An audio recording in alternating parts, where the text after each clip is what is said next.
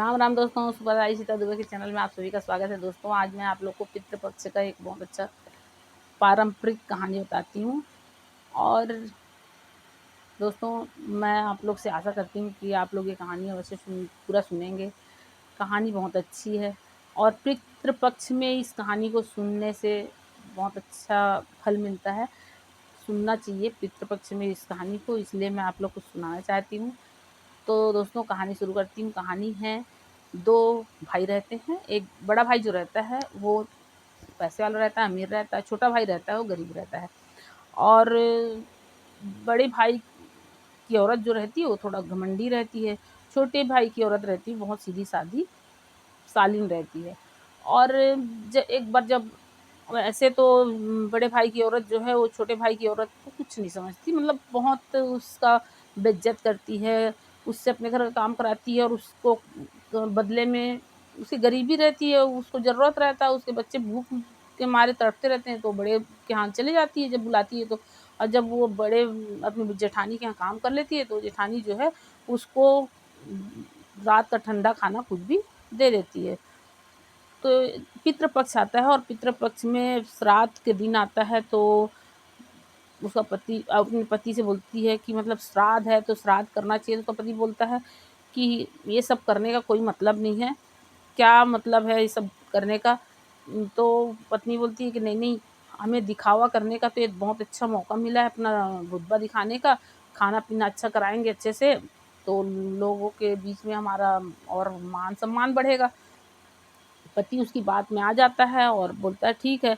पत्नी बोलती है कि आप ये मत सोचो कि मेरे को बहुत काम करना पड़ेगा, मैं तो छोटी को बुला लूँगी और सारा काम करवा लूँगी। अब वो अपनी देवरानी को, छोटी वाली को बुलाती है और सारा खाना-वाना बनवा लेती है और बनवाने के बाद उसको बोलती है, अब तुम जा सकती हो घर। और उसको वो रात ठंडा खाना देती है तो वो बोलती है, दीदी आज मेरे को आप ठंडा खाना मत दो और मेरे को ना आप थोड़ा-सा आटा और थोड़ा-सा चीनी और थोड़ा-सा घी दे दो। आज पितृ है तो मैं भी पितरों के लिए कुछ करूँगी करके। तो वो बहुत तेज़ उसके ऊपर नाराज़ हो जाती है और बोलती है, अच्छा मैं तेरे को ये सब दूँगी, लेना है तो यही ठंडा खाना ले वरना कुछ भी नहीं है। और वो बेचारी दुखी मन से अपने घर चली जाती है। इधर ये क्या करती है कि अपने मायके वाले लोग को बुलाती है और उन लोग को बहुत ठाट-बाट से सब चीज़, क्योंकि ये सब कुछ उसको दिखाना रहता है, अपना घर, अपना गहना, अपना कपड़ा, अपना चीज़ सामान। तो इसी बहाने मायके वाले को बुला के और सब चीज़ दिखाती है। ये मैंने नया सोफ़ा लिया है, मेरा नया घर, ये मेरा नया गहना, ये सब नया गाड़ी, ये सब दिखाने के लिए अपने मायके वाले लोग को शान-शौकत दिखाने के लिए बुलाई रहती है। अब वो क्या करती है, ये शान-शौकत दिखाने के चक्कर में पितरों के लिए खाना ना निकाल के और सीधे अपने मायके वाले लोग को खिलाने लग जाती है। और जब वहाँ से पितर छूटते हैं तो अब आते हैं, बड़े बेटा के घर में पहले जाते हैं, देखते हैं तो वहाँ तो बहू के मायके वाले सब खाना खा रहे हैं, उनके लिए कुछ नहीं निकला है। फिर ये छोटे बेटे के घर में जाते हैं, छोटे बेटे के घर में तो कुछ रहता नहीं है, तो छोटी बहू जो है वो आग जला के और बाहर रख देती है। पितरों के नाम से धूनी दे देती है बस और रख देती है। अब वो पितर जो है वहाँ पहुँचते हैं, देखते हैं तो उसके घर में तो कुछ रहता नहीं है, वो पितर से क्या छुपा हुआ है। पितर लोग बेचारे उसी की उस धूनी के ही राख को चाट के और चले जाते हैं। अब जब नदी के पास सब पितर वापस मिलते हैं तो सब अपने-अपने घर का बताते हैं, ये भी अपने घर का बताते हैं और बहुत दुखी होते हैं और दुखी होके सोचते हैं कि अगर हमारे छोटे बेटे के घर में धन चीज़ रहता, तो आज हमको ये दिन नहीं देखना पड़ता। तो वहीं वो नाच-नाच के और बोलने लगते हैं, हमारे छोटे बेटा के घर में भी धन हो जाए, छोटे बेटा के घर में भी धन हो जाए, छोटे बेटा के घर में धन हो जाए। ऐसा उन लोग नाचते कूदते हैं और वो स्वर्ग को चले जाते हैं। और इधर ये छोटी वाली बहू है, उसके बच्चे भूख के मारे तड़पते रहते हैं, तो बोलते हैं, माँ कुछ खाने को दे दो, माँ कुछ खाने को दे दो। अब माँ के पास कुछ रहे तो माँ खाने को दे, माँ बोलती है कि बेटा जाओ बाहर में, वो जो धुनी दी रहती है, वही घड़ा को बोलती है, जाओ बाहर में वो कलसा रखा है, उसमें जो है वो खा लो।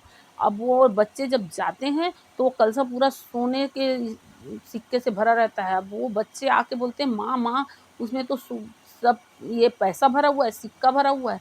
तो वो बहुत आश्चर्यचकित हो जाती है और जाके देखती है तो पूरा घड़ा सोने से भरा हुआ रहता है। फिर वो उनका परिस्थिति बहुत अच्छा हो जाता है और फिर जब 1 साल बाद फिर पितृपक्ष आता है तो वो बहुत अच्छे से धूमधाम से पितरों का मान सम्मान से आदर से पितृपक्ष का वो तैयारी करते हैं। बहुत अच्छे से पितरों को तर्पण देते हैं और पंडित को भोजन कराते हैं और श्रद्धापूर्वक दक्षिणा देते हैं। तो दोस्तों आप लोग को ये कहानी, और ये कहानी का तात्पर्य ये है कि जो कुछ भी रहे, जैसे भी रहे, पितरों का आदर करना चाहिए। साल में 15 दिन का जो समय आता है वो पितरों के लिए समर्पित होना चाहिए और जिनके भी घर में पितर हैं उनको पितरों के लिए आदर सम्मान रखना चाहिए और जितना यथाशक्ति उनके लिए दान दक्षिणा ब्राह्मण भोजन जो कर सकते हैं वो करना चाहिए। ठीक है दोस्तों, ये कहानी आप लोग को अच्छी लगी तो कमेंट में ज़रूर बताइए और मेरे वीडियो को लाइक कीजिए। अगर मेरे आप चैनल में नए हैं तो सब्सक्राइब कीजिए। राम राम दोस्तों।